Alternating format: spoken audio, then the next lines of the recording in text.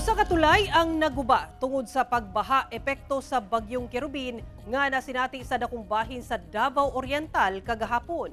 Atong sayron ang detalye niini sa live report ni John D. Esteban nga manukad sa Mate City sa Davao Oriental. John D.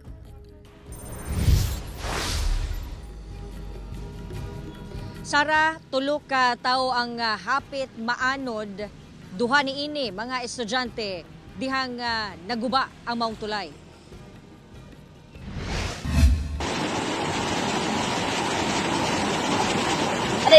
Nabutang sa alanganin ang kinabuhi ni mga estudyante sa Caraga, Davao Oriental, human naguba ang tulay nga gama sa kawayan.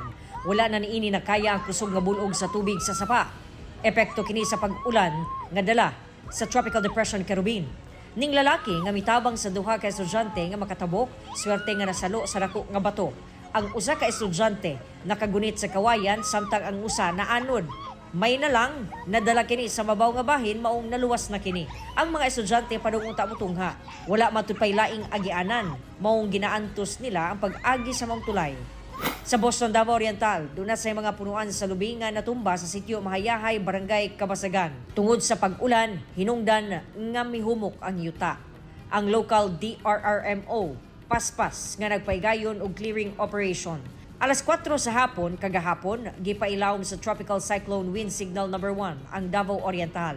Hinuon, wala na kasinatig pag-ulan o hapak sa hangin ang pipila ka lugar sa probinsya sa Mate City. Nag-uulang mananagat nga si Denson kay basin dili na pod makaparagat tungod sa hulga sa pagdaot sa panahon tungod sa bagyong Kerubin.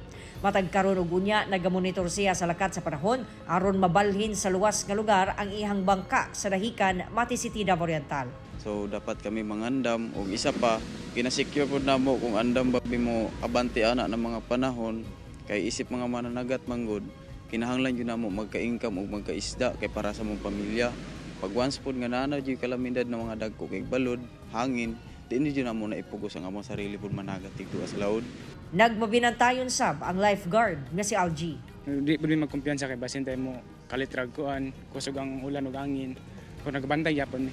Ang mga maestra nga sila Diana Evangelista ug Geraldine Fado nga taga South Cotabato kadiyot ra nakabisita sa Dahican Beach ug plano na muuli labi pa nga na ay ginalantaw nga pagdaot sa panahon. Ano po yung gagawin nyo ngayon? Magsistay kayo or uuwi na lang? Uuwi na po. Para? Para maging safe and para makapaglibot-libot pa sa Davao po. Ba kayo nung na-receive nyo yung NDRMC na warning? Na-worry ba kayo? Yes po, medyo po kasi malapit po kami sa dagat eh. Gilatag sa PDRRMO ang rescue equipment, emergency response ug communication devices isip pagpangandam sa posibleng epekto sa bagyo. As an EOC sa province, maka-provide po kami. We can provide them equipment and also personnel po to use those equipment kung hindi na kayang maggamit ng equipment na ganun po. Alas 7 kagabi gipailawom sa blue alert status ang probinsya. Pagka nasa blue alert status po tayo, yung mga response cluster agencies natin ay inoobliga sila na mag-duty sa ating EOC for faster coordination. Ang ilang ginatutukan sa karon ang pagbaha ug pagdahili sa yuta tungod sa pag-ulan. Labi pa nga daghang barangay sa probinsya ang landslide ug flood-prone areas. Gibutang sa Tropical Wind Signal number 1 ang Davao Oriental, hinuon na lift na kini ug ang Surigao del Sur na sab ang gipailawom sa Wind Signal number 1 as of alas 11 kaganihang buntag. Gipaigmat ang tanang residente nga nagpuyo sa bahaunon ug landslide prone areas ug kanunay magmonitor sa lakat sa panahon.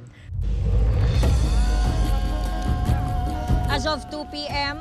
karon, sumala sa weather forecast sa Pag-asa, nahimo ng low pressure area si Kerubin ug doon na lamang kini medium chance nga ma-redevelop o mahimo siya balik nga tropical depression. Sara. Okay, daghang salamat, John D. Esteban.